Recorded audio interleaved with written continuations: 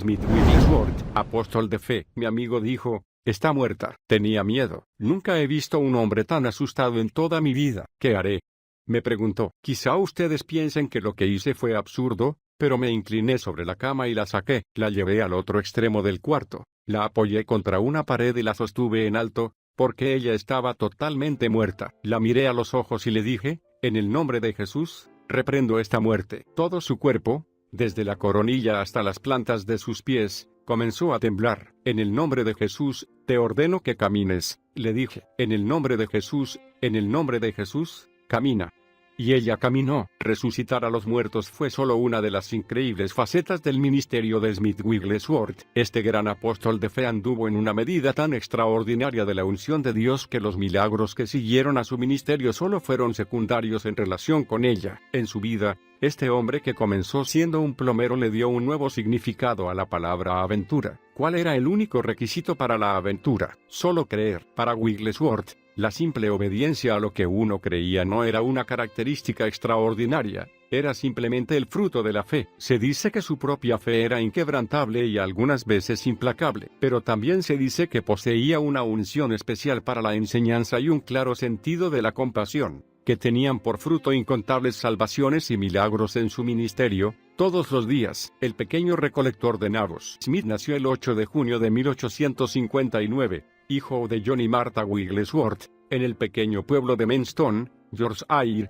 Inglaterra. El año de su nacimiento, 1859, ya era histórico. Hacía 2 años que el tercer gran despertar se desarrollaba en los Estados Unidos. William Booth se había distanciado de la religión organizada, formando el Ejército de Salvación, y la Iglesia de Gales estaba orando por un avivamiento. Que Smith fuera contado entre los otros grandes líderes cristianos como Booth en su época fue una idea que ni siquiera cruzaba las mentes de John y Martha, pero lo sería. Su hijo regresaría el fuego de Dios a una iglesia que había estado casi en cenizas durante cientos de años. La familia de Smith era pobre. Su padre trabajaba largas horas para sostener a su esposa, su hija y sus 3 hijos. Así que el niño comenzó a trabajar a los 6 años, arrancando nabos en un campo cercano. Era un duro trabajo. Sus manitas estaban lastimadas e hinchadas por haber estado arrancando nabos de la mañana a la noche. Pero esto contribuyó a formar en Smith la sólida ética de trabajo de su padre, de trabajar mucho y duramente para obtener su pago. Cuando Smith cumplió 7 años, fue a trabajar con su padre y otro hombre en un aserradero. Desde entonces, la vida pareció más fácil para los Wigglesworth. Sus ingresos aumentaron y la comida abundaba. El padre de Smith amaba los pájaros. En un momento determinado llegó a tener 16 pájaros cantores en su hogar. El niño adoptó el amor de su padre por la naturaleza, y solía salir a buscar nidos. Algunas veces atrapaba y vendía pájaros cantores en el mercado local, para ayudar a sostener a su familia. ¿Cuál es la diferencia entre nosotros? Aunque sus padres no eran cristianos, no hubo nunca un tiempo en que el joven Smith no buscara a Dios. No le enseñaron a orar en su hogar, pero siempre estaba en la búsqueda por su cuenta. Muchas veces, Smith le pedía a Dios que le mostrara dónde encontrar nidos, y casi instantáneamente sabía dónde buscar. Su abuela era una antigua wesleyana que creía en el poder de Dios y siempre hacía que Smith la acompañara a las reuniones. Siendo pequeño, él se sentaba y observaba a los de los viejos tiempos aplaudir y danzar ante el Señor y cantar sobre la sangre. Cuando Smith cumplió 8 años,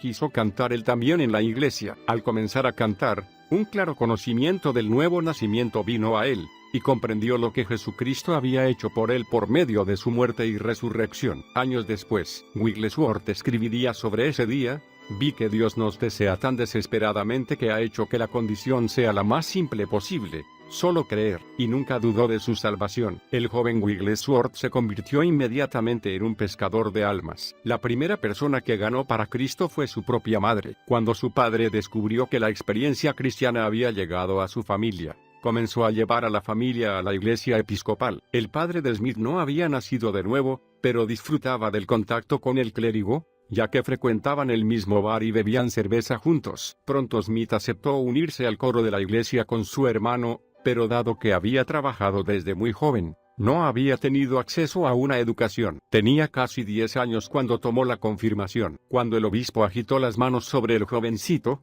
una poderosa conciencia de la presencia de Dios llenó a Smith, la misma que lo acompañaría durante toda su vida. Nada de esto, aparentemente, sucedió a los demás, Como Smith escribiría más tarde, después del culto de confirmación, todos los otros niños estaban maldiciendo y peleando, y yo me preguntaba qué era lo que había marcado esa diferencia entre ellos y yo. Hay algo diferente en ti. Cuando Smith tenía 13 años, su familia se mudó de Menston a Bradford, donde comenzó a participar activamente en la iglesia metodista wesleyana. Su vida espiritual cobró nuevo significado, y comenzó a anhelar el Espíritu de Dios. Aunque no sabía leer muy bien, nunca salía de su casa sin tener un Nuevo Testamento en el bolsillo. Tiempo después, los metodistas estaban planeando una reunión especial de predicación, y 7 jovencitos fueron invitados a participar, incluyendo a Smith. Con 3 semanas para prepararse, el joven vivía orando. Cuando llegó el día, tomó la plataforma para predicar durante 15 minutos, y al terminar, no recordaba ni una palabra de lo que había dicho. Lo único que recordaba era el increíble ardor que lo cubría, y los gritos de aliento de la gente. Smith comenzó a testificar del Evangelio a todos los que conocía, pero no podía comprender por qué tantos parecían no tener interés alguno. En 1875, el Ejército de Salvación comenzó una obra en Bradford. Smith saltó de alegría al escuchar la noticia. Finalmente podría estar con un grupo de personas que compartían su amor por los perdidos. Así que se unió a los salvacionistas cuando estos llegaron, y pronto aprendió sobre el poder de la oración y el ayuno. El Ejército de Salvación lograba más resultados que cualquier otra iglesia en esa época, especialmente en el área de ganar almas. Muchas veces tenían vigilias de oración en las que se tendían, postrados, delante del Señor. Los primeros salvacionistas tenían gran autoridad espiritual, y esto se reflejaba en sus cultos. En las reuniones semanales, el grupo se reunía y reclamaba al menos de 50 a 100 personas para Dios, sabiendo que alcanzarían ese número y más. Docenas de personas conocieron a Jesús como su Salvador a través de la obra de Bradford. Cuando tenía 16 años, Smith conoció a un hombre de Dios en el aserradero,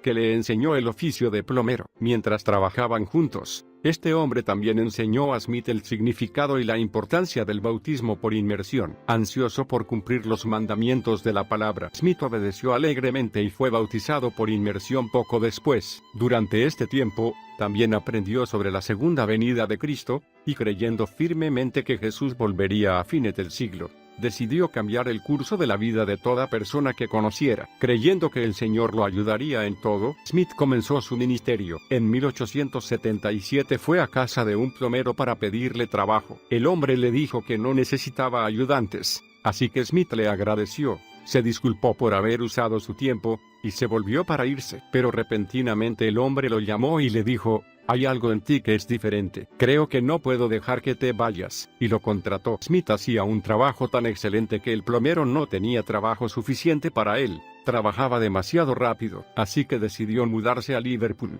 Con su experiencia en plomería, con el poder de Dios descansando firmemente sobre él, comenzó a ministrar a los niños de la ciudad y a predicarles el Evangelio, movido por su deseo de ayudarlos. Cientos de ellos venían al puerto donde Smith ministraba, sucios y hambrientos. Estos niños y niñas venían, y Smith se ocupaba de todos ellos. Aunque tenía buenos ingresos, nunca los gastaba en sí mismo, sino que los dedicaba a vestir y alimentar a sus pequeños amigos. Además de su ministerio a los niños, Smith y un amigo visitaban los hospitales y los barcos, testificando de Cristo. Smith oraba y ayunaba todo el día los domingos, y cada vez que ministraba al menos 50 personas eran salvas. El Ejército de Salvación lo invitaba constantemente a predicar en sus cultos, y mientras predicaba, siempre se quebrantaba y lloraba delante de la gente. Aunque deseaba tener la elocuencia de un Charles Spurgeon y otros exquisitos predicadores, fue su quebrantamiento lo que hizo que cientos de personas se acercaran al altar deseando conocer a Dios. ¿Quiénes son estos tontos? Uno de los grandes atributos de la vida de Smith Wigglesworth fue su esposa, Mary Jane Polly Featherstone. En las vidas de muchas grandes parejas que ministran, parecería que cuando uno de ellos es fuerte, el otro debe cumplir un rol menor para evitar o minimizar los conflictos. No era este el caso de los Wigglesworth. Polly era tan fuerte, o más, algunas veces, que su esposo nunca se negaba a acompañarlo, y Wigglesworth estaba de acuerdo. Smith dijo de ella: «Todo lo que soy hoy, se lo debo, por gracia de Dios, a mi preciosa esposa». Oh, ella era amorosa. Polly Featherstone provenía de una buena familia metodista. Aunque su padre era líder del movimiento de abstinencia, heredó una fortuna hecha con la venta de licor espera. Fiel a sus convicciones anteriores, se negó a tocar un centavo de esa herencia manchada. Polly observó el estilo de vida de su padre y se hizo eco de su fuerte carácter y sus creencias sobre la santidad. Era, además, una mujer que decía lo que pensaba. Más tarde, Polly dejó la sociedad acaudalada que la rodeaba, y se marchó a la ciudad de Bradford a buscar fama y fortuna. Una vez allí, entró a servir en una familia numerosa. Un día, mientras estaba en la ciudad, escuchó trompetas y gritos en camino hacia donde se producían esos ruidos, y lo que vio la marcó: una reunión al aire libre. El Ejército de Salvación era una organización nueva en esa época.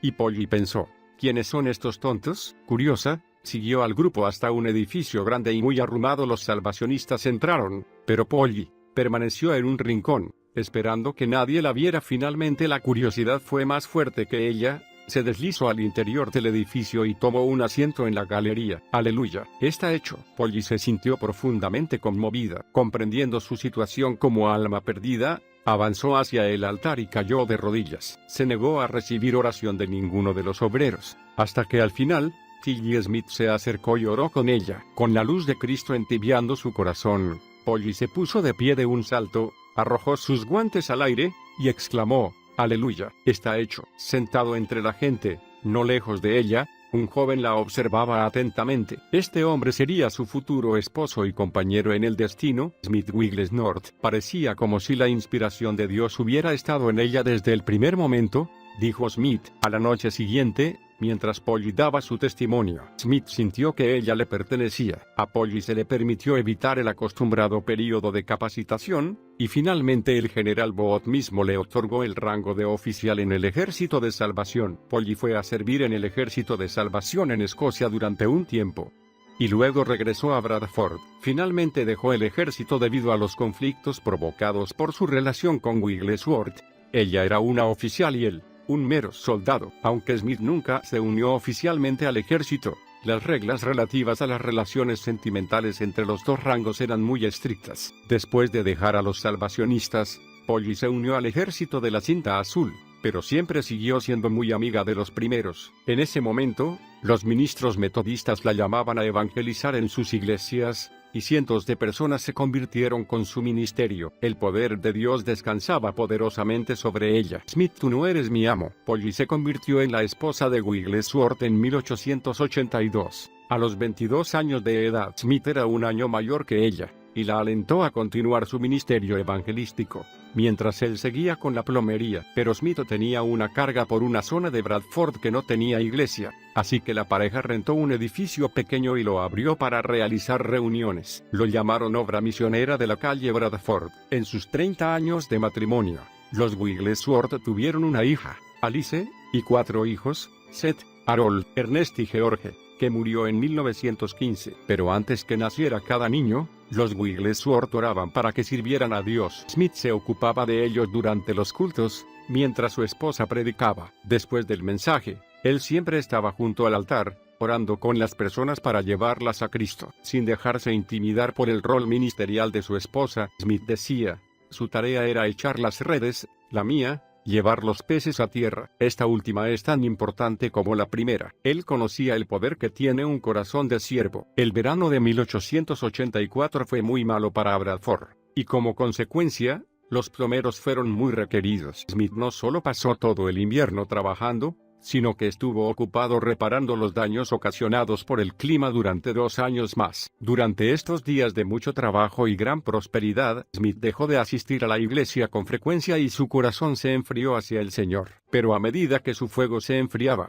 el de Polly ardía aún más, y su celo por Dios y su vida de oración jamás declinaron. La diligencia de su esposa para las cosas de Dios hacía que la lasitud de Smith fuera aún más visible, y llegó a irritarlo su misma presencia. Una noche, Polly regresó de la iglesia un poco más tarde que lo usual. Al entrar ella a la casa, Smith exclamó: «Yo soy el amo de esta casa, y no toleraré que vuelvas aquí a estas horas». Polly respondió dulcemente: «Sé que tú eres mi esposo, pero mi amo es Cristo». Enfurecido, Smith abrió la puerta de atrás, empujó a Polly afuera, y cerró con llave. Pero en su gran enojo había olvidado cerrar la puerta de adelante, así que Polly dio la vuelta a la casa, y entró por la puerta principal, riendo. Tanto reía, que Smith finalmente se rindió y rió con ella. Al reír, recibió una revelación en su corazón y en su mente. Entonces decidió pasar 10 días orando y ayunando para buscar la voluntad del Señor. Con un arrepentimiento desesperado y sincero, encontró el camino hacia la restauración. A donde llegas en la escala de Richter, la mujer es el termómetro del hogar, es un dicho muy cierto. Por ejemplo, si tu esposa está de mal humor, el resto de la familia acabará teniendo una actitud negativa. Por el contrario, si tu esposa está alegre, sin importar lo mal que te sientas, todo parece más alegre. Polly Wigglesworth ilustraba bellamente el principio de la estabilidad. Estoy segura de que su fidelidad y su gozo pasaron por una severa prueba mientras su esposo estaba apartado de Dios. Ella era una predicadora muy conocida, que realizaba cultos evangelísticos en toda la ciudad, y veía a cientos de personas acercarse a Cristo.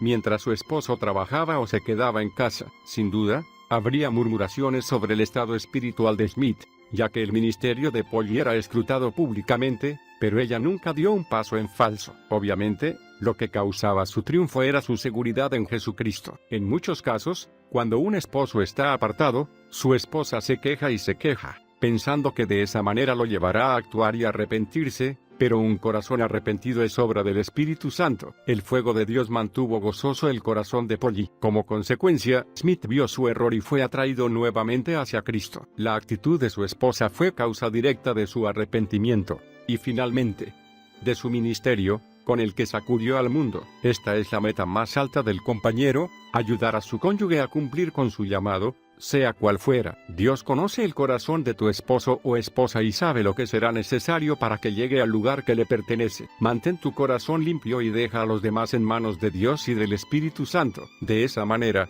no perderás jamás. La primera sanidad. A fines del siglo XIX, Smith viajó a Leeds para comprar materiales para su trabajo de plomería. Mientras estaba allí, asistió a un culto en una iglesia donde se ministraba sanidad divina. Smith estuvo observando las maravillosas sanidades que se producían, y su corazón se conmovió. Entonces comenzó a buscar a los enfermos en Bradford, y pagaba sus viajes para ir a las reuniones de sanidad de Leeds. No se atrevía a contarle a su esposa lo que hacía, ya que temía que ella también se burlara, como otros lo hacían en su época, considerando que la sanidad divina era una muestra de fanatismo. Pero cuando Polly descubrió la verdad, escuchó atentamente el relato de Smith sobre las reuniones, y fue con él a Leeds, ya que ella misma necesitaba sanidad. Allí recibió la oración de fe y fue sana instantáneamente. Desde ese día en adelante, los Wigglesworth fueron apasionados de las verdades de la sanidad divina. Como resultado de esto, su iglesia en Bradford creció,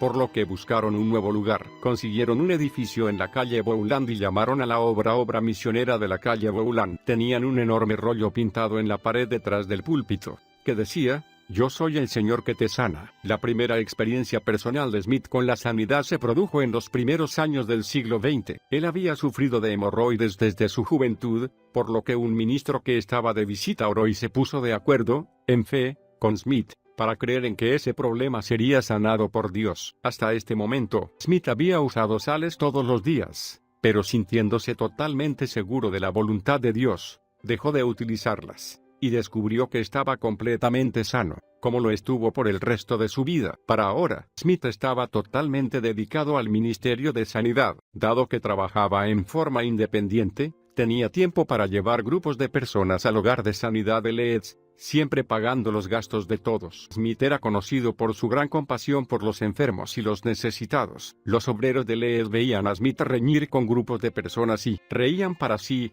porque él no entendía que Dios podía sanar a los enfermos en Bradford, tal como lo hacía en Leeds, empujado hacia el púlpito. Comprendiendo que Smith necesitaba un empujoncito para comenzar su ministerio público, los líderes del hogar de sanidad de Leeds tomaron una decisión, y le pidieron que los reemplazara en el púlpito mientras ellos iban a la convención de Keswick. Smith dudó al principio, pero los ministros le aseguraron que él podía hacerlo. Así que se consoló pensando que simplemente podía hacerse cargo y que habría muchas otras personas que podrían predicar. Cuando llegó el día de ministrar, Smith estaba a cargo de la reunión, pero no había quien predicara. Todos estuvieron de acuerdo en que Smith debería hacerlo. Vacilando, comenzó a ministrar, y al terminar su mensaje, 15 personas se acercaron para que orara por su sanidad. Un hombre se acercó andando con un par de muletas, y cuando Smith oró por él, el hombre comenzó a saltar por todos lados, sin sus muletas, totalmente sano. Nadie estaba más sorprendido que Smith.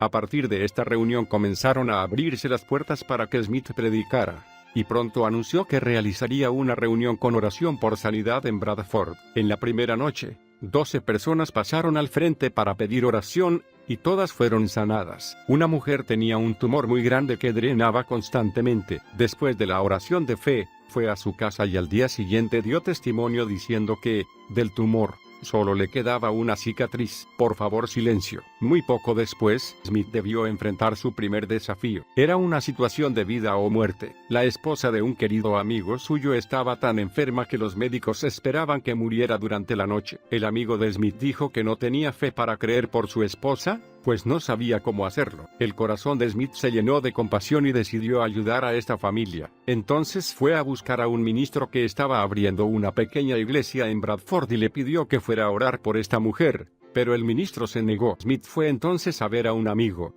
quien era conocido por sus elocuentes oraciones. Este aceptó ir con él, y juntos fueron a casa de la mujer. Smith se sentía animado al tener a alguien acompañándolo, y exhortó a su amigo a que comenzara a orar tan pronto como entraran a la casa. Al ver el estado de debilidad de la mujer, su amigo siguió el consejo y comenzó a orar, pero no como Smith esperaba que lo hiciera. Este hombre comenzó a orar por la familia que quedaría sin ella, y continuó en un tono pesimista y negativo hasta que Smith gritó que se detuviera. Pensando que lo peor había pasado, Smith pidió entonces al esposo de la mujer que orara, pero este lo hizo en forma tan patética como el primero. Finalmente, Smith ya no pudo soportarlo y gritó tan fuerte que se lo oyó desde la calle: «Señor, deténlo». El esposo de la mujer se detuvo. Entonces Smith tomó una botellita con aceite del bolsillo y derramó todo el contenido de la misma sobre el cuerpo de la mujer, en el nombre de Jesús. Allí, de pie junto a la cabecera de la cama, Smith tuvo su primera visión. Repentinamente, el Señor Jesús apareció. Yo tenía mis ojos abiertos y lo estaba contemplando. Él sonrió con una de esas sonrisas suyas tan dulces. Nunca he perdido esa visión, la visión de esa hermosa y suave sonrisa. Pocos minutos después de terminada esta visión, la mujer se sentó en su cama, llena de nueva vida. La mujer vivió para criar varios hijos y murió tiempo después que su esposo. Diablo, sal fuera. Mientras el hambre de Smith por la palabra crecía, él nunca permitió ninguna publicación en su hogar, ni cristiana ni secular, excepto la Biblia. Sentía que lo único que debía conocer era la palabra de Dios. Smith dijo de su esposa: «Ella vio cuán ignorante era yo, e inmediatamente comenzó a enseñarme a leer bien y a escribir, pero lamentablemente nunca logró enseñarme ortografía». La siguiente experiencia de Smith con una situación de vida o muerte se produjo en su propio cuerpo. Un día, lo atacó un dolor agudo y debió guardar cama. Dado que él y Polly habían acordado que no tendrían medicinas en su casa,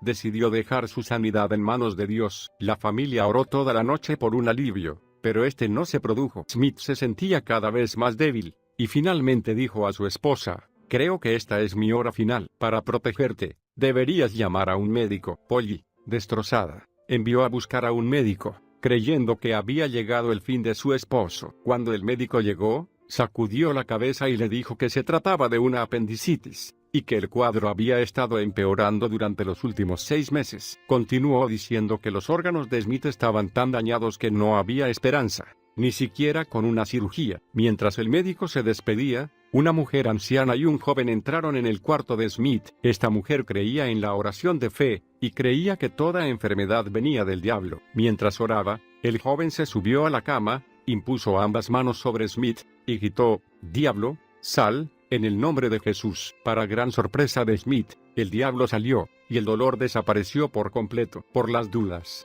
la mujer y el joven oraron nuevamente por Smith, después de lo cual éste se levantó, se vistió y bajó. Entonces dijo a su esposa: «Estoy sano». ¿Entró algo de trabajo? Polly, totalmente atónita, escuchó su relato y luego le entregó un pedido de trabajo. Smith se puso inmediatamente a trabajar en el asunto, y la apendicitis nunca volvió a molestarlo. Están recibiendo demonios. En 1907 llegó otro punto crucial en la vida de Smith Wigglesworth. Él había oído que un grupo de personas en Sunderland habían sido bautizadas en el Espíritu Santo y hablaban en otras lenguas. Entonces decidió ver este fenómeno por sí mismo. Hasta este momento, Smith creía que él ya había sido bautizado en el Espíritu Santo, junto con su esposa, seguía la creencia popular de esa época, en el sentido de que la santificación era el bautismo del Espíritu Santo. Entonces Smith recordó una situación anterior que lo había hecho arrepentirse y comenzar un ayuno de 10 días. Durante este ayuno, Smith había regresado al camino de Dios, y había experimentado un cambio definitivo en su vida. Se dice que, orando y llorando delante del Señor, se había consagrado para ser totalmente santificado. Cuando terminó el ayuno, estuvo libre de su mal genio en tal grado que muchos comentaban con frecuencia que querían el mismo espíritu que Smith tenía. Como consecuencia, él pensaba que había sido bautizado en el Espíritu o santificado. Al escribirles a sus amigos en Sunderland sobre el tema de las lenguas, Smith recibió la advertencia de que se mantuviera alejado, ya que estas personas están recibiendo demonios. Pero cuando Smith llegó y oró con sus amigos sobre el tema, estos lo miraron y le dijeron: sigue tu propio camino. Smith asistió a las reuniones en Sunderland, bajo el liderazgo del vicario Alexander Boddy, y se sintió muy decepcionado. En Bradford parecía haber un gran mover de Dios, pero aquí, todo parecía espiritualmente seco, sin manifestaciones. Movido por su frustración, Smith interrumpía continuamente las reuniones, diciendo: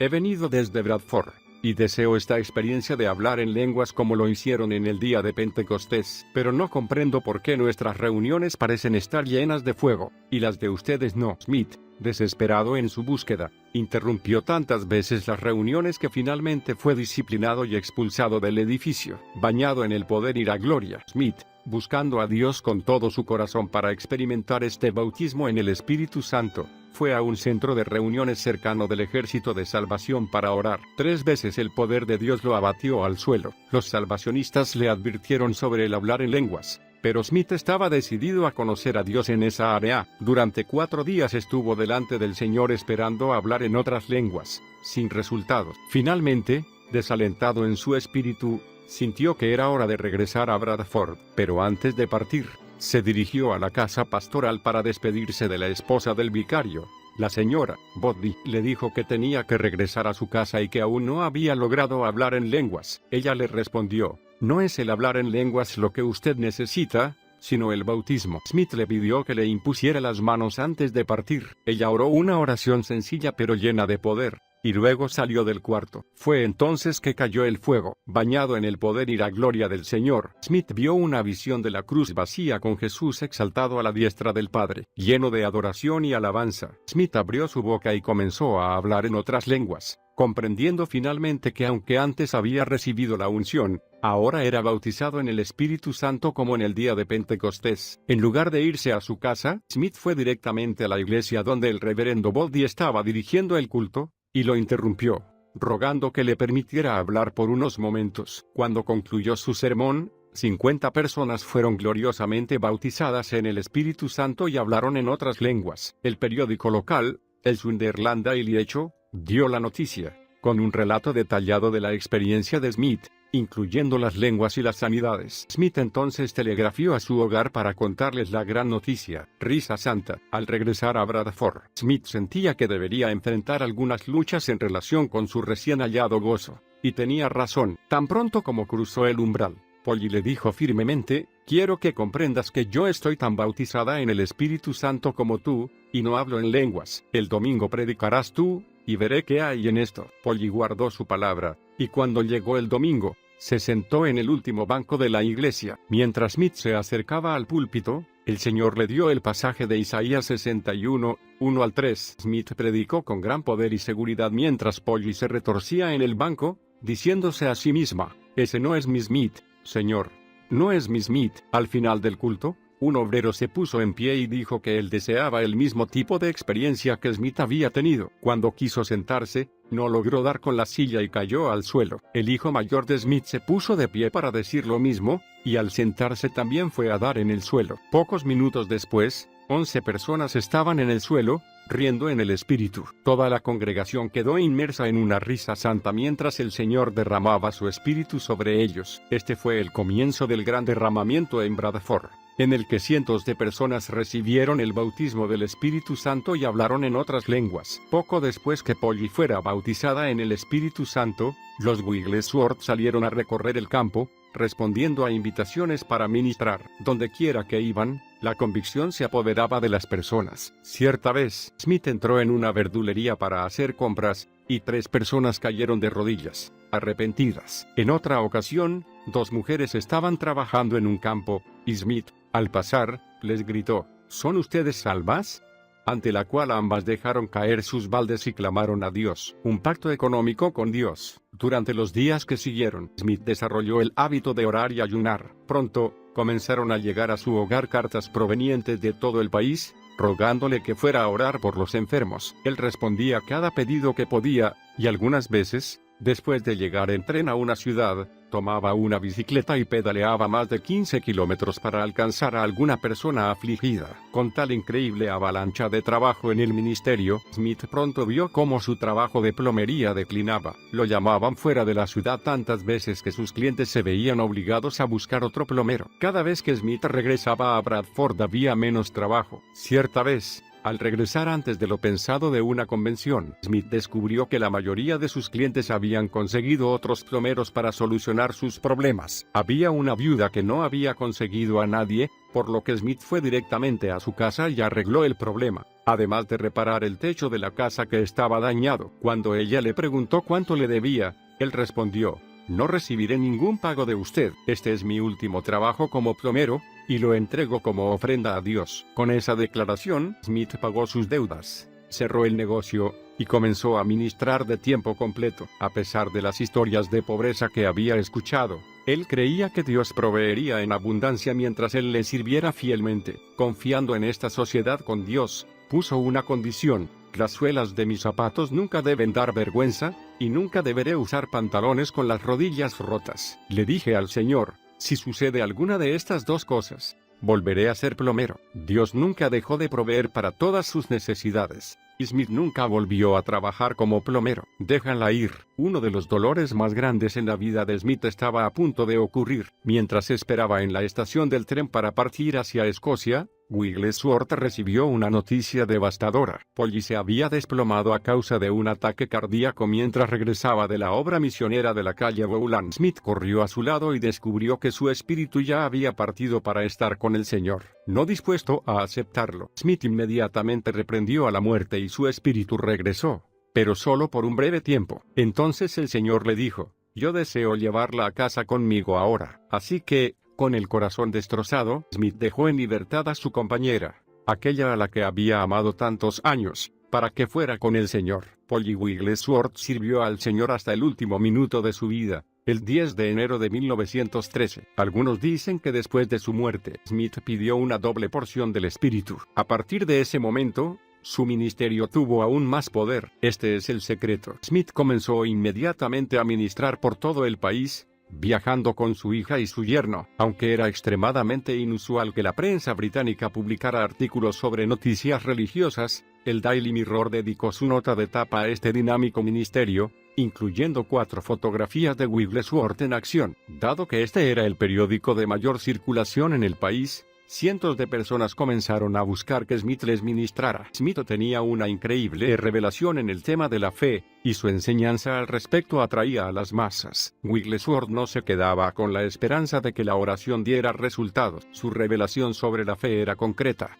y ablandaba aún los más duros corazones para llevarlos al amor de Jesucristo. La teoría de Smith sobre la fe era simple: solo creer. Él no pensaba que Dios tuviera favoritos. Uno de sus principales ejemplos al respecto era tomado del Nuevo Testamento, en que Juan es destacado como el discípulo a quien Jesús amaba. Según Wigglesworth, el hecho de que Juan se recostara contra el pecho de Jesús no significaba que fuera su favorito. El factor que llamaba la atención en Juan era su relación y su dependencia de Jesús. Smith proclamaba constantemente: hay algo en el hecho de creer en Dios, que hace que Él esté dispuesto a pasar por alto a 1 millón de personas solamente para ungirte a ti. Muchos libros se han escrito tratando de descubrir el secreto del poder de Wigglesworth, pero la respuesta es muy simple. Su gran fe provenía de su relación con Jesucristo. De esa relación partía la respuesta de Smith para toda situación que debió enfrentar en su vida. Dios no tiene favoritos. Él trabaja a través de quienes creen en Él. Nunca llegó demasiado tarde. Los métodos de Smith eran frecuentemente malentendidos y criticados. Las críticas jamás lo afectaron, sino que tenía compasión de sus críticos. En lugar de vengarse, decía: no me mueve lo que veo o lo que oigo, me mueve lo que creo. El Espíritu Santo comenzó a enseñar a Smith los diversos grados de la fe. Él fue el primero en enseñar que la fe podía ser creada en otras personas. Un ejemplo de este concepto fue un niño que estaba muy enfermo. La familia había enviado a buscar a Smith, pero cuando llegó, la madre lo recibió a la puerta y le dijo: usted ha llegado demasiado tarde, no hay nada que pueda hacer por él. Smith le respondió: Dios nunca me ha enviado a ningún lugar demasiado tarde. El estado en que estaba el niño era tan grave, que si alguien lo movía, su corazón se detendría y moriría. Naturalmente, la familia no tenía fe y el niño estaba demasiado enfermo para creer por sí mismo. Antes de poder orar por el niño, Smith tuvo que salir para cumplir con un compromiso en la capilla local, pero dijo a la familia que regresaría. También les dijo que prepararan la ropa del niño, porque Dios iba a levantarlo. Cuando Smith regresó, la familia no había hecho lo que él les había pedido. Y al ver su fe, se sintieron avergonzados y prepararon la ropa del niño. Entonces Smith les pidió que solamente le pusieran medias en los pies. Después, ya dentro del cuarto del niño, Smith cerró la puerta y dijo al niño sin vida que le iba a suceder algo diferente de todo lo que había ocurrido antes. Cuando coloque mis manos sobre ti, la gloria del Señor llenará este lugar, hasta que yo ya no pueda estar de pie, caeré sin remedio al suelo. Tan pronto como Smith tocó al niño, el poder de Dios llenó el cuarto y fue tan fuerte que Smith cayó al suelo. De repente, el niño comenzó a gritar: esto es para tu gloria, Señor. Smith todavía estaba en el suelo cuando el niño se levantó y se vistió solo. Luego abrió la puerta y gritó: papá, Dios me sanó, estoy sano. Tal fue la gloria que llenó la casa, que también el padre y la madre cayeron al suelo. Su hermana, que había sido dada de alta de un hospicio, fue completamente sana en su mente. Todo el pueblo se conmovió, y comenzó un avivamiento que se extendió por toda la ciudad. En ese día milagroso, Smith aprendió cómo transferir fe por medio de la imposición de manos. Su ministerio jamás volvería a ser el mismo, porque había aprendido un nuevo grado de la fe. La fe podía ser creada y transferida a la vida de otra persona. Corre, mujer, corre. A medida que su fe comenzaba a aumentar, el Señor le mostró otro principio: la fe debe traducirse en acción. Hasta entonces, el creyente promedio parecía creer que Dios se movía solamente en forma soberana, y que él no tenía intervención alguna. El ministerio de Smith Wigglesworth trajo nueva luz a esta zona oscura. Por medio de su profunda relación con el Señor, comenzó a notar en la Biblia que las personas que recibían de Dios habían actuado según su palabra para producir resultados. Así, su ministerio comenzó a adoptar esta operación de fe en cada culto. Al comienzo de sus llamados al altar, Smith decía: si usted adelanta solo un pie, será bendecido. Si avanza 1 metro, recibirá más. Si viene hasta la plataforma, oraremos por usted, y Dios satisfará sus necesidades con su provisión. Esta fue la verdad central de su ministerio en relación con la fe, una verdad que muchos llamaron despiadada. Las acciones de Smith Wigglesworth eran producto de una gran compasión y una fe sólida como la roca en Dios. El cristiano debe actuar como consecuencia de lo que cree para recibir la manifestación, y algunas veces Smith debía iniciar la acción para algunas personas. Él llamaba a esta clase de ministerio como una sanidad minorista, más que nada porque su propia fe contribuía en gran manera a la acción individual de la persona. Por ejemplo, en una reunión en Arizona, una joven respondió al llamado para sanidad, ya que sufría mucho debido a la tuberculosis. Cuando ella avanzó por el pasillo, Smith le dijo: ahora voy a orar por ti, y luego correrás por el pasillo. Entonces oró y luego dijo: corre, mujer, corre. Pero la mujer dijo: es que no puedo correr, apenas puedo tenerme en pie. No me contestes, haz lo que digo. Ella dudaba, por lo que Smith saltó de la plataforma, la tomó por el brazo, y comenzó a correr. Ella se aferró a él hasta que tomó velocidad, y luego salió corriendo por el auditorio sin esfuerzo alguno. Había otra mujer en la misma reunión, cuyas piernas estaban atadas por la ciática. Smith le dijo que corriera, y ella dudaba tanto que él la empujó. Luego corrió por el edificio con la mujer aferrada a su brazo. Finalmente, el poder de Dios se transfirió a su acción, y fue completamente liberada. La mujer llegó caminando a todas las demás reuniones, negándose a tomar un coche, feliz de poder utilizar a pleno sus piernas otra vez. Papá, me recorre todo el cuerpo. Algunas veces, en su ministerio, Smith usaba otro enfoque para actuar sobre la fe. Leía porciones de la Biblia, y luego las representaba por sí mismo. Muchas veces hacía banquetes para alimentar a los cojos y los hambrientos, y los obreros de la obra misionera de Beulah servían la comida. También presentaba testimonios de sanidades como entretenimiento en los banquetes, y los asistentes se conmovían hasta las lágrimas. En el primer banquete, Smith sentó el precedente de lo que seguiría. Al cerrar la primera reunión, dijo: esta noche los hemos dado entretenimiento, pero el sábado próximo habrá otra reunión. Los que están atados y han venido en sillas de ruedas, los que han gastado todo su dinero en médicos y no han mejorado, ellos nos entretendrán con sus historias de liberación que recibirán hoy en el nombre de Jesús. Y luego preguntó: ¿quién quiere ser sanado? Naturalmente, todos querían. Una mujer que había venido en silla de ruedas regresó a su casa caminando, y un hombre que había sufrido de epilepsia durante 18 años fue instantáneamente liberado y 2 semanas después, estaba trabajando. Un jovencito encerrado en un aparato ortopédico fue instantáneamente sanado cuando el poder de Dios lo tocó, y comenzó a gritar: papá, papá, papá, me recorre todo el cuerpo. Semana tras semana, corría la voz de los milagros de sanidad de los cultos anteriores entre los enfermos y afligidos, atrayéndolos al banquete. ¡Qué tremendo avivamiento se produjo entre ellos! Simplemente por actuar en obediencia a la palabra de Dios, yo moveré al Espíritu. Smith Wigglesworth tomaba Hebreos 11:6 muy en serio. Creía personalmente que era imposible agradar a Dios sin fe. Por lo tanto, incorporó esa fe en toda área de su vida espiritual, incluyendo las obras del Espíritu Santo. Bastaba que el más leve soplo del Espíritu viniera sobre él para que se recluyera en un cuarto para estar a solas con Dios. En el desarrollo de esta relación, Smith fue comprendiendo la acción de fe a medida que cooperaba con el Espíritu Santo. Cierta vez, en una reunión, alguien comentó cuán fácilmente Smith era movido por el Espíritu. Cuando le preguntaron cuál era su secreto, respondió: bueno, verán, es algo así: si el Espíritu no me mueve, yo muevo al Espíritu. Quienes no comprendían los principios de la fe pensaron que su comentario era arrogante e irrespetuoso. Pero en realidad, Smith sabía cómo mover al Espíritu de Dios. Todo surge de la fe, no de la arrogancia. Si el Espíritu Santo no se movía al comienzo de un culto, Smith comenzaba la reunión en estado natural. Pero por su fe,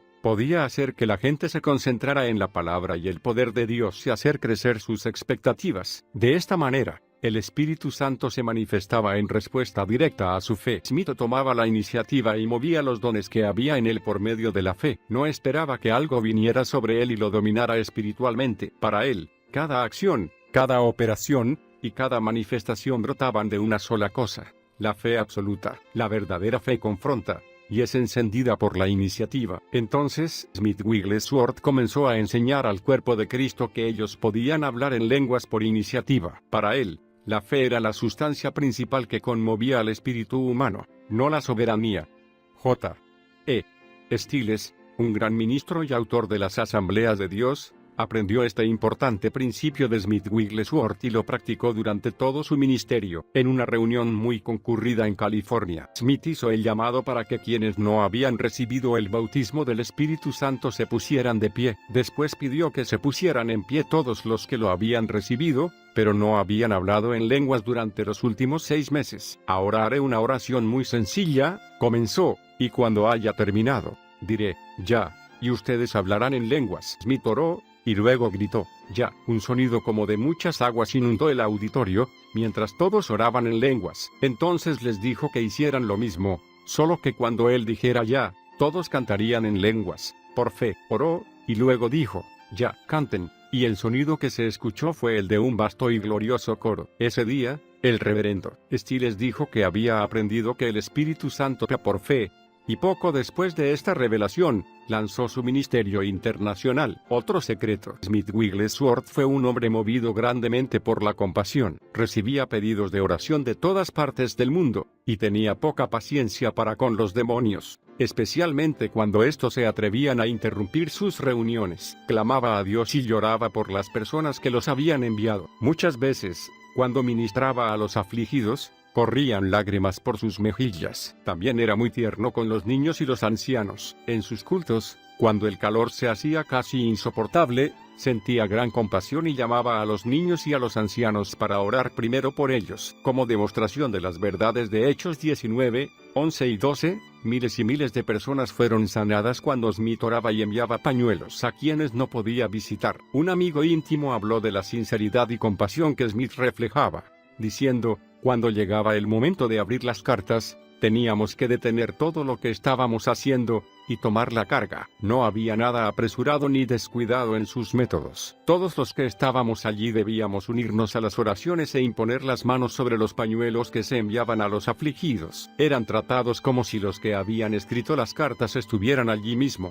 en persona. Trátelo como a un perro, comprendiendo que la fuente de donde surgían todos los milagros de Cristo era su compasión. Smith se volvió directamente agresivo para deshacer las obras del diablo. Su única meta era sanar a todos los oprimidos y enseñar al cuerpo de Cristo a tratar con el diablo sin miramientos. Cierta vez, mientras esperaba un autobús, observó que una mujer intentaba hacer que su perro regresara a la casa, pero luego de varios intentos suaves, el perro simplemente seguía ahí. Cuando la mujer vio que el autobús se acercaba, golpeó con el pie en el suelo con fuerza, y gritó, «Ve a casa ahora».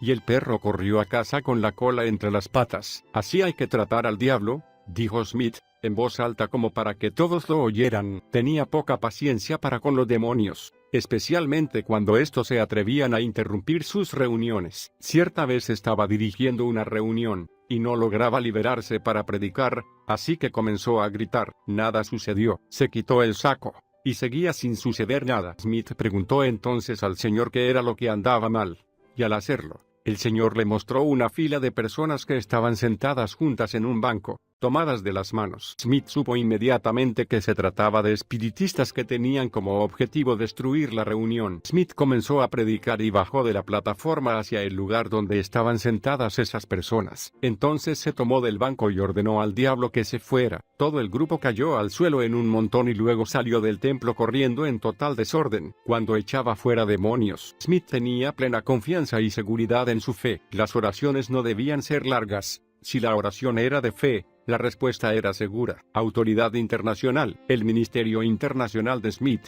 que comenzara en 1914, estaba funcionando a pleno en 1920. Aunque la persecución contra él era fuerte, nunca pareció ser un tema demasiado importante en su ministerio. Al contrario de algunos ministros, hay más escrito sobre sus fortalezas y milagros que de sus problemas y persecuciones. Quizá esto se deba a su extraordinaria fe. Smith se quitaba de encima las críticas como si fueran polvo sobre su abrigo, sin siquiera darles un momento de su tiempo. En Suecia, en 1920, los médicos y las autoridades creyeron que podrían limitar el ministerio de Wigglesworth, y le prohibieron imponer las manos sobre las personas. Pero esto no lo preocupó. Él sabía que Dios respondía a la fe, no a los métodos. Después de terminada la reunión, Smith indicó a las personas presentes que se impusieran las manos a sí mismas y creyeran que serían sanadas. Mientras él oraba, multitudes de personas fueron sanadas instantáneamente. Smith llamaba a estas sanidades a gran escala sanidad mayorista. En un mismo año, Smith fue arrestado 2 veces en Suiza, por ejercicio ilegal de la medicina. La tercera vez, los oficiales llegaron a la casa del ministro pentecostal para arrestar a Wigglesworth, y el ministro les dijo, «El señor Wigglesworth no está aquí en estos momentos, pero antes que lo arresten, quisiera mostrarles el resultado de su ministerio en este lugar». Entonces los llevó hasta la parte baja de la ciudad, al hogar de una mujer a la que ellos habían arrestado muchas veces. Al ver la manifestación de la completa liberación de esta mujer, y su fe en Jesucristo, los oficiales se conmovieron. Se volvieron hacia el ministro y le dijeron, «No queremos detener esta obra. A este hombre tendrá que arrestarlo otra persona». Y otra persona lo hizo. Pero ya avanzada la noche, vino un oficial y le dijo, «No encuentro ningún delito en usted. Puede irse». A esto, Smith contestó, «No, solo me iré con una condición, que todos los oficiales que están aquí se pongan de rodillas, y yo oraré por ustedes». Pentecostés. Para 1921, el ministerio de Wigglesworth estaba floreciendo. Su hogar estaba inundado de invitaciones para ministrar en otros países, embarcándose en el más largo viaje de toda su vida. Aunque Smith era muy popular en Europa y Estados Unidos, nadie pareció notar su llegada a Colombo, Ceilán, Sri Lanka. Pero pocos días después, las multitudes llenaban el edificio tratando de conseguir un lugar. Muchos quedaron afuera. Cuando la reunión terminaba, Smith pasaba por entre medio de miles de personas, tocándolas y creyendo en el poder de Dios con ellas. Según los relatos, Decenas de personas fueron sanadas con el solo paso de su sombra por encima de ellas. En 1922 viajó a Nueva Zelanda y a Australia. Algunos creen que las reuniones de Smith fueron el punto de partida de las iglesias pentecostales en estos dos países. Aunque solo pasó unos meses allí, miles de personas fueron salvas, sanadas y llenas del Espíritu Santo con la evidencia de hablar en lenguas. Australia y Nueva Zelanda experimentaron así el mayor avivamiento espiritual que jamás hubieran conocido. ¿Puedes bendecir a un cerdo? El doctor Lester Sumrall, de South Bend, Indiana, relató cierta vez un incidente humorístico ocurrido en uno de sus viajes con Smith. Cierta vez, en Gales, les habían preparado una cena, y sucedió que la entrada era cerdo asado. Cuando pidieron a Smith que bendijera los alimentos, este dijo en voz alta: «Señor, si puedes bendecir lo que has maldecido, entonces bendice este cerdo». El humor y la osadía de Smith causaron gran impresión en Sumrall. El doctor Sumrall solía reírse al compartir esta historia conmigo. Una controversia no publicada, aunque muchas iglesias se organizaron como resultado de sus reuniones. Smith Wigglesworth prefirió no identificarse con ninguna denominación durante todo su ministerio. En su corazón estaba el deseo de alcanzar a toda persona, sin importar su doctrina. Nunca quiso dejarse influir por ninguna denominación en particular. Una controversia poco conocida que surgió en la vida de Smith profundizó su resolución de llevar a cabo un ministerio independiente. En 1915, se había hecho miembro de la Unión Misionera Pentecostal. El Consejo Gobernante de la Unión no era una denominación, ni impartía licencias ministeriales ni ordenaciones. Simplemente era una cubierta para ministerios de fe similar. Smith sirvió con la UMP hasta que se vio obligado a renunciar, en 1920. En ese momento, Smith era viudo hacía 7 años y se había hecho amigo de una mujer, la señorita Amphlett. Smith le dijo que sentía que tenía una afinidad espiritual con ella, pero la señorita Amphlett rechazó la idea, y ella y otra mujer escribieron una carta quejándose a la UMP. Esta carta era dirigida a Cecil Polil, quien notificó a los otros miembros del consejo junto con el secretario del mismo, el señor Mundell. Aunque la UMP tenía una posición muy estricta en lo relativo a las relaciones entre hombres y mujeres, Smith Wigglesworth estaba seguro de que lo apoyarían a pesar de las acusaciones. Pero cuando la UMP leyó la carta de la señorita Amphlett, el señor Polil se apresuró a escribir a Smith solicitándole que renunciara a su puesto en el consejo, y diciendo que este organismo creía que Smith debería abstenerse de participar en la obra pública del Señor por un tiempo prolongado, y buscar volver a su posición delante del Señor y del hombre, con un período de vida tranquila y concentrada en Dios, mostrando de esa manera obras de arrepentimiento. Smith cumplió con la solicitud de presentar su renuncia, aunque creía que las dos mujeres se habían unido en su contra para arruinar su obra. En realidad, Smith se sentía tan decepcionado por Polil, por permitir que la situación se exagerara de tal manera, que escribió directamente al secretario del consejo, el señor Mundell: «Creo que el señor Polil se ha pasado del límite esta vez. Están haciendo que parezca como si yo hubiera cometido adulterio o fornicación, de lo cual soy inocente. He actuado tontamente y Dios me ha perdonado». Esto fue arreglado en forma espiritual y después, en la iglesia y con el señor Polil, y él debería haber dado por concluido el asunto. En otra carta escrita al señor Polil, Smith escribió: «Dios arreglará todo. La buena mano de Dios está sobre mí, y viviré para ver esto terminado. Esta semana, Dios ha reprendido al opresor por medio de su siervo. Yo seguiré adelante, estimado hermano, y le pediré que se cuide de que la obra de Dios no sufra tropiezo por causa de usted, y que en este momento actúe hacia mí como quisiera que otro actuara hacia usted. No se moleste en enviarme nada para firmar. Ya he firmado mi carta a usted, y eso es todo». A partir de ese momento, Smith Wigglesworth estuvo continuamente en movimiento, respondiendo a invitaciones para ministrar en todo el mundo, y para evitar cualquier otra acusación de la misma naturaleza, Smith siempre viajaba con su hija,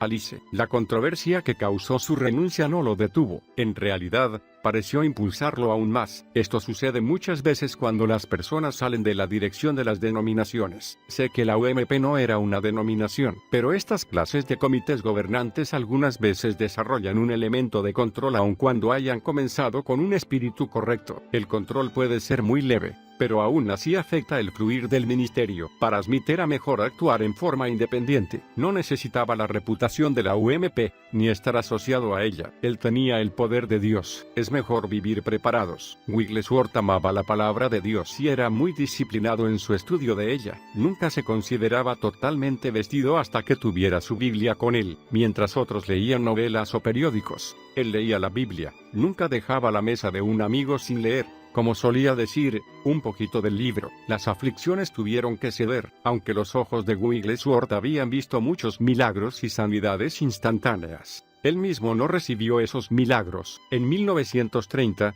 cuando ya tenía 70 años, sufría de tremendos dolores. Oró, pero no recibió alivio, así que fue a ver a un médico, que después de sacarle algunas radiografías, le dio un diagnóstico de un caso severo de cálculos en el riñón en un estado avanzado. Su única esperanza era una operación, dado que, según el médico, si continuaba en este doloroso estado, moriría. Smith le respondió: «Doctor, el Dios que creó este cuerpo es quien puede sanarlo. Ningún cuchillo me cortará mientras yo viva». El médico se sintió preocupado y desanimado ante tal respuesta, pero Smith se fue, asegurándole que pronto se enteraría de que estaba sano. El dolor aumentaba cada día, ahora acompañado por una fuerte irritación. Toda la noche Smith la pasaba entrando y saliendo de la cama, rodando por el suelo en un dolor agónico, mientras luchaba por despedir las piedras. Una por una, las piedras fueron despedidas. Smith pensó que este sufrimiento acabaría pronto, pero duró 6 largos y dolorosos años. Durante este tiempo, nunca dejó de asistir a las reuniones programadas. Con frecuencia ministraba 2 veces por día. En algunas reuniones, oraba por hasta 800 personas mientras se retorcía de dolor él mismo. Algunas veces abandonaba el púlpito cuando el dolor se volvía insoportable,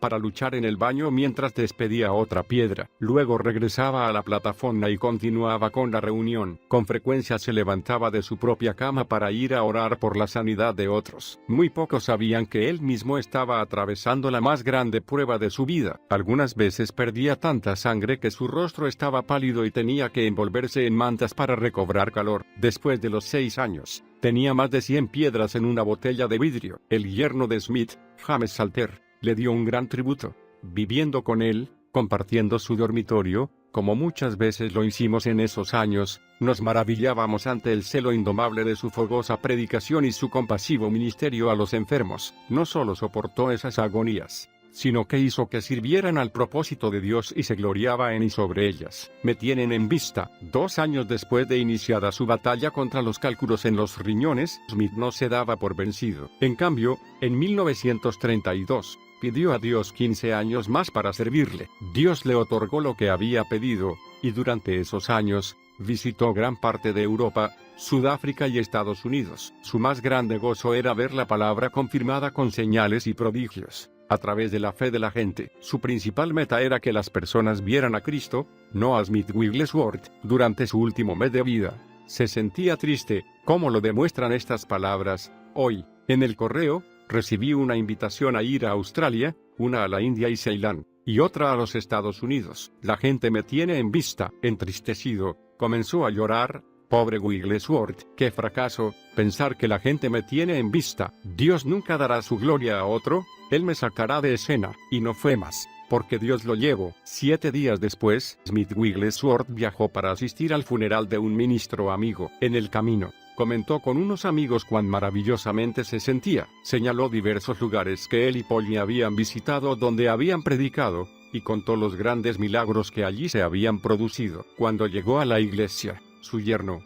James, abrió la puerta y lo ayudó a entrar a la sacristía, donde ardía un hermoso fuego. Al entrar, Smith se encontró con el padre de una niña por la que había orado algunos días antes. La niña había sido desahuciada, pero Smith tenía gran fe en que se sanaría. Cuando vio al hombre, Smith le preguntó: «Bien, ¿cómo está ella?». Estaba esperando escuchar que la niña estaba totalmente sana, pero la respuesta llegó con cierta duda: «Está un poco mejor, se siente mejor, sus dolores no han sido tan fuertes durante los últimos días». Decepcionado por lo que oía, Smith exhaló un profundo y compasivo suspiro. Luego inclinó la cabeza, y sin pronunciar palabra ni experimentar dolor alguno, Smith Wigglesworth fue a estar con el Señor. Era el 12 de marzo de 1947. Fe, compasión y milagros. Mientras yo ministraba a la gente que formaba fila para que orara por ellos, hace unos años, Vino a verme un hombre con lágrimas en los ojos. Él me contó del poder que había experimentado en las reuniones de la Voz de Sanidad. El poder de Dios en esas reuniones le había dado libertad. Entonces dijo algo que jamás olvidaré mientras viva.